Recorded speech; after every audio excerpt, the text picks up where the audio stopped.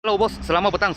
Saya Abang Pang. Hari ini kita kedai ada tapak yang customer trade in punya kereta. Tahun 2024 berdua Activa hatchback 1.0 auto lah. Harga cuma jual 52,800 sahaja.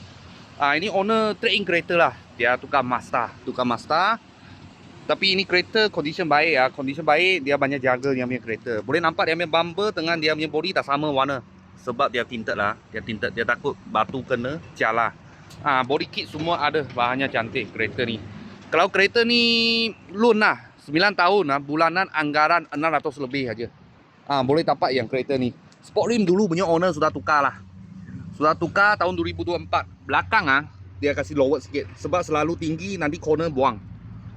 Ini itu owner ada cakap lah. Ada cakap dengan kita, ini pun sudah ubah lah. Lepas tu sini selalu kuku kena dia akan calar. Dia kasih tinted juga. Dalam macam ni. Okey. Dia ada jaga dia punya kerusi lah. Dia letak ini barang, dia takut dia koyak mah. Okey, dia dalam vibrate lah. Okey. Myris servis kat sini ya, servis kat sini semua. Okey, servis kat sini. 4 tak silap ai dia servis. Nanti dia tengok dulu dia punya Myris Myris ada susah sikit tak nampak. Okey.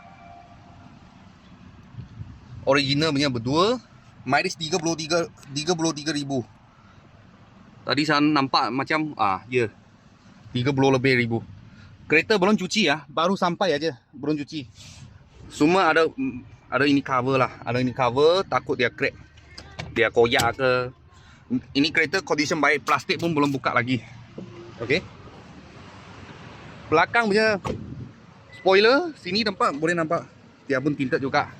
Bumper pun tinted juga, Dia takut calar, masa lalu calar belakang macam ni lah.